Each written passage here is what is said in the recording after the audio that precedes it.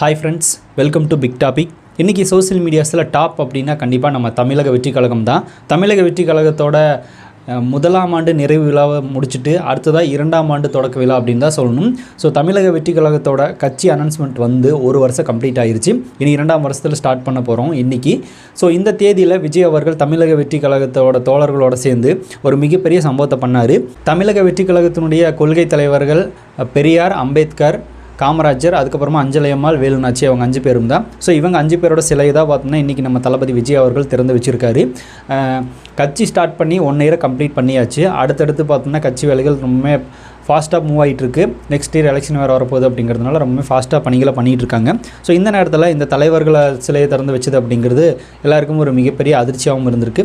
சில பேருக்கு பார்த்தோம்னா சில அரசியல் கட்சிகளுக்கு கண்டிப்பாக இது அதிர்ச்சியாக தான் இருந்திருக்கும்.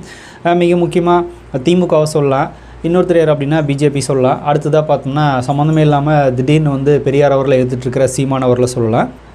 ரீசெண்ட் டைம்ஸில் சீமான் அவர்கள் தான் பெரியாரை வந்து அதிகமாக கேவலப்படுத்தி பேசிகிட்டு இருக்காரு. ஸோ அதுக்குண்டான பதிலடியும் பார்த்தோன்னா பெரிய ரிஸ்ட்டுகள் கொடுத்துட்டு தான் இருக்காங்க. விஜய் அவர்கள் பார்த்தோன்னா எதுவுமே பேசலை அப்படின்னு நிறைய பேர் குற்றம் வச்சுருந்தாங்க. இப்போ விஜய் அவர்கள் பார்த்தோம்னா இந்த சிலை திறப்பு விழாவில் அதுவும் பார்த்தோம்னா 5 பெரிய தலைவர்கள் இருக்காங்க, அவங்களுக்கு சென்டரில் பார்த்தோம்னா பெரியார் சிலை வச்சுருக்காரு.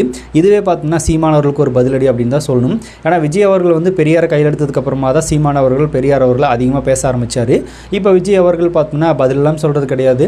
இந்த மாதிரியான சில விஷயங்கள் மூலமாகவே அவருக்கு பதிலடி கொடுத்துட்ருக்காரு அப்படின்னு தான் சொல்லணும்.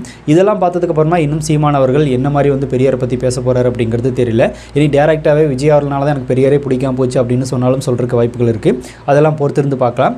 ஸோ இன்றைக்கி பனையூரில் தளபதி விஜய் அவர்களை மீட் பண்ண வந்த தொண்டர்களை எல்லாருமே தளபதி விஜய் அவர்கள் மீட் பண்ணார். உள்ளே இருக்கிறவங்களும் சரி, வழக்கமாக வந்து வெளியே போய் பெரிய அளவில் மீட் பண்ண மாட்டார், நடந்து போய் காலில் அப்படியே கிளம்பிடுவார்.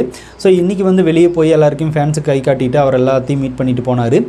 இனி மக்களை சந்திக்கிறதுக்கு தயாராகிட்டு இருக்காரு தளபதி அப்படின்னு தான் சொல்லணும். இனி அடுத்தடுத்த வேலைகள் அதுதான் பண்ண போகிறாரு. அரசியல் கட்சி அப்படின்னாலே நிறைய பேர் பார்த்தோம்னா விஜய் அவர்கள் வெளியே வர்றதில்லை அப்படின்னு சொல்கிறாங்களா. அதுக்கெல்லாம் பார்த்தோம்னா இந்த வருஷத்துலேருந்து முக்கியமாக அவர் இன்னும் அதிகமான ஸ்டெப் வந்து முன்வைக்க போகிறாரு. அதில் முதல் விஷயமாக விஜய் அவர்கள் வந்து மக்கள் நேரடியாக மீட் பண்ணுவார். அடுத்த விஷயம் வந்து கண்டிப்பாக ப்ரெஸ் மீட் தான். ஸோ இது ரெண்டையும் பண்ணிட்டார் அப்படின்னாலே தளபதி விஜய் அவர்கள் இனிமேல் யாரும் எதுவும் பேச முடியாது. அது அப்படியே அடுத்தடுத்த விஷயங்கள் மூலமாக தளபதி பண்ண போகிறார் அப்படிங்கிறத நம்மளுக்கு கிடச்சிருக்கிற தகவல். ஸோ வெயிட் பண்ணி பார்க்கலாம். ஸோ தமிழக வெற்றி கழகம் 2ஆம் வருஷத்தில் அடியெடுத்து வைக்குது. இந்த வருஷம் பார்த்தோம்னா நல்லபடியாக கட்சி செயல்பாடுகள் இருக்கணும் போன வருஷத்தை விட அப்படிங்கிற மாதிரி நம்மளும் எதிர்பார்க்குறோம். விஜய் அவர்களும் அதை பண்ணுவார் அப்படிங்கிற நம்பிக்கை இருக்குது. வெயிட் பண்ணலாம். ஸோ நீங்கள் என்ன நினைக்கிறீங்க இதை பற்றி அப்படிங்கிறத கமெண்ட்டில் ஷேர் பண்ணுங்கள். ஸோ இன்னும் பிக் டாபிக் சேனல் யாராவது சப்ஸ்கிரைப் பண்ண முடிந்தால் மறக்காமல் சப்ஸ்கிரைப் பண்ணிக்கோங்க. நிறைய பொலிட்டிக்கல் நியூஸ் ஆகட்டும், விஜய் அப்டேட்ஸ், சினிமா அப்டேட்ஸ் அப்படின்னு ட்ரெண்டிங் நியூஸ்னு நிறைய நம்ம சேனலில் தொடர்ந்து வரப்போகுது.